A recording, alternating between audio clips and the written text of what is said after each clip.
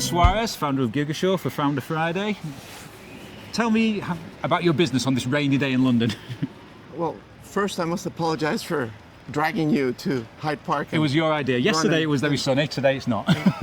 Such quaint British weather, but yeah, I've had about over 25-year career in insurance, so I've kind of, that's all I've done since I left school in my early 20s. So I have had a good fortune of working with good companies and good teams. I've had good managers and good bosses that I've learned a lot from. So, but inherent in me as a person growing up, loving to wash cars at the age of 13, making money with my friends and eating it all, spending it all on food, pizza and junk food. I think one of my passions is to really just do new stuff, build stuff, and that I think lends itself to what I like doing in insurance, which was build products, meet people, build networks, build distribution, and I think, as you know, I was mentioning to you in our run, knowing both sides of the coin when you're building a business in the value chain is very helpful, because you can basically take from everywhere and make that your competitive advantage. Firstly, Gigasure is a travel-focused MGA. It's technology-led. We distribute direct-to-consumer through our website. We've built the proposition on an app so that policyholders can basically self-service everything they need to about travel insurance and the other products we sell on the app and the website.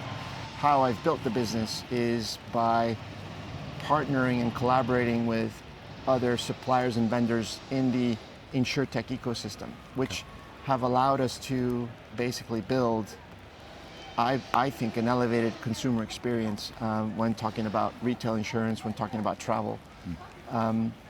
Miss Moneypenny is one of them. We credit them for introducing us to the world of digital wallet cards. Our target audience, millennials and Gen Zers, will appreciate what we deliver on an app. And I've had the good fortune of meeting lots of people in my time in insurance, which positions you as an entrepreneur in a favorable position when meeting distribution, when meeting underwriters. Not everyone has the door ajar to many places in the industry. It's hard to get capacity. It's hard to get into price comparison websites. Having the experience, having the knowledge and the contacts is a combination of years in the making, not just I started a business and everything happens day one. So it's what I find so interesting about people who build startups in the insurance sector. I've been working with InsurTech UK as a co-chair now in the organization. I meet lots of different businesses, startups, second phase businesses, late stage businesses. They all have a uniqueness to them, and a lot of it's inherent through the founder. But what I see a lot is the collaboration that's happening in the industry now, whereas 10 years ago, InsurTechs were highly focused on doing deals with insurance companies.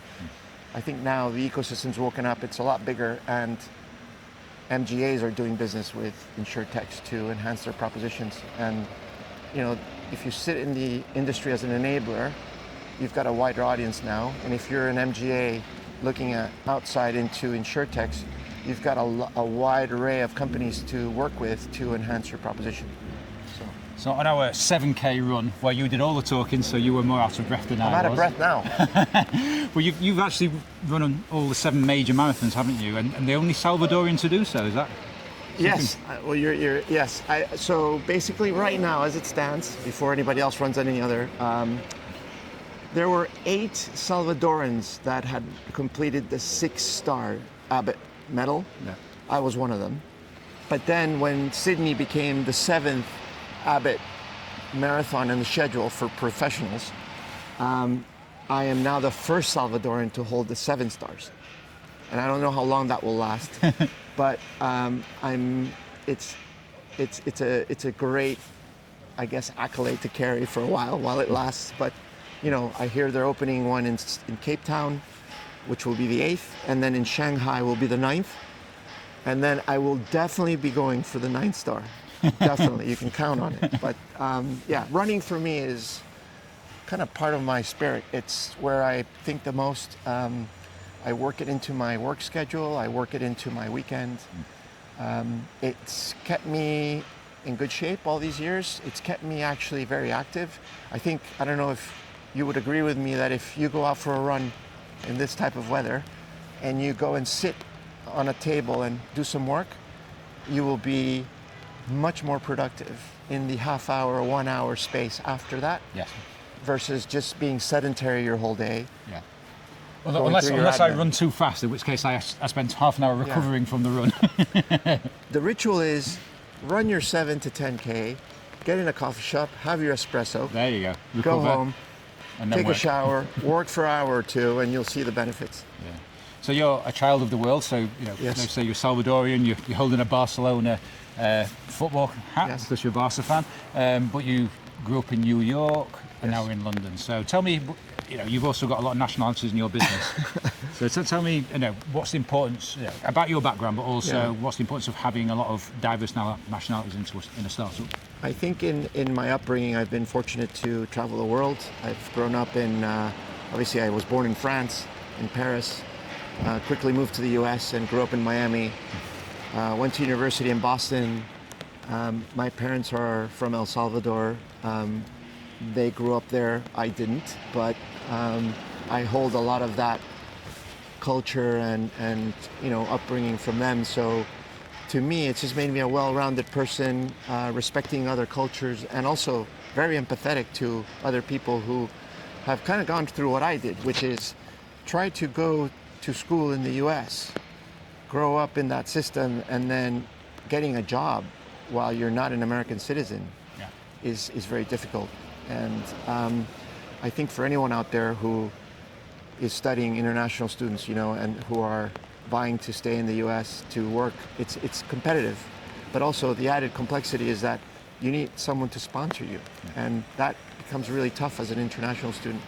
So I have a lot of empathy for different cultures, trying to, just basically evolve and get into the corporate world, get experience. I think in my case, being very young, and I explained to you about washing cars and, doing it to eat pizza with my friends, I think it's just one of the early signs that I had as an individual that I wanted to make something. I wanted to make money. I wanted to support myself at a very early age to prove my independence.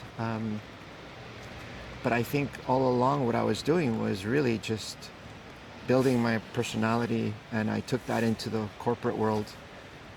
I was quickly often referred inside AIG, people that worked with me or that I met along the way, they kept referring to me as, you're like this entrepreneur, you're like this guy who likes doing stuff inside a big company. Why don't you just do something on your own? And I said, my time will come. My time will come. And that's where, I went off to build Halo after the financial crisis in 2008. Yeah. Worst time to raise money, by the way. But I did that. That was a great learning experience. Built a great team. You asked a question about teams. Teams are so important. It was important in my first business, and it's even more important in my second business. So I appreciate and take a lot of time in building those relationships with my team, because when you're a startup, everyone does multiple things, and that you need that trust, that whole relationship about being aligned and being kind of together in that journey to build a business. It is very important, and to have a good team is it is really the difference between succeeding and failing. I hold my hand up anywhere I sit in a room. I don't think I'm the smartest or the brightest. I'm always leaning on my team to be that, because they're the specialists, they're the experts. And that's why building a good team relies on you accepting that role as a support, versus you just have to know when to lead. You have to read the room and translate that and transfer that into your business on an ongoing basis, and you reap the rewards.